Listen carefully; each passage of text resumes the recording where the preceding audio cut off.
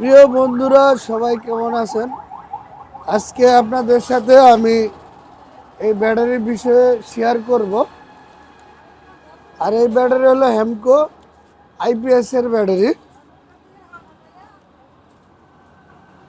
Model হলো SPD 100।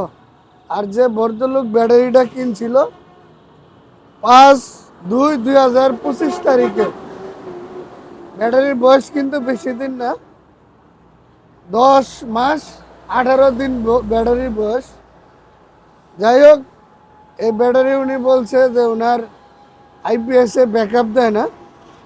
যাই হোক, ব্যাটারিটা কী অবস্থা আছে আপনাদের সাথে আমি শেয়ার করবো এবং চেক করবো, আপনারা সাথেই থাকবেন। আর প্রথমে আমি ব্যাটারির মুখগুলা খুলে নিলাম।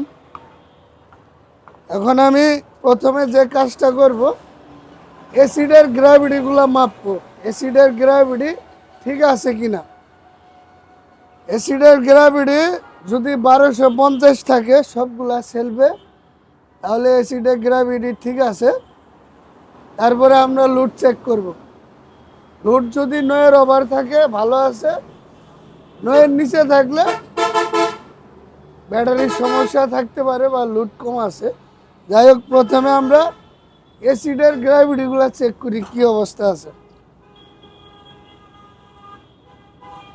অলরেডি অ্যাসিডের গ্র্যাভিটি একদম 0। আমি সবগুলাই চেক করবো। এই যে অ্যাসিড গ্র্যাভিটি একদম 0।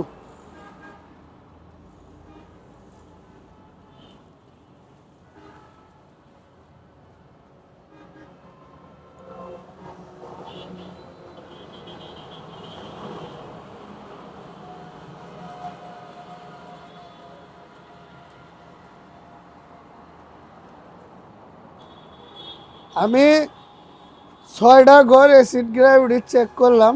অলরেডি অ্যাসিড গ্র্যাভিটি একদম 0, কোনো গ্র্যাভিটি নাই। তার মানে এই ব্যাটারি যে আইপিএসে ব্যবহার হয়েছে, আইপিএসটা আসলে ব্যাটারিকে চার্জ করতে পারে নাই, না করার কারণে ব্যাটারি বসে গেছে।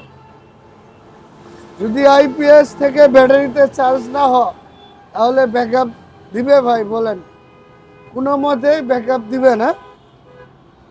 এই বিষয়গুলো কিন্তু আপনাদেরকে আসলে বুঝতে হবে।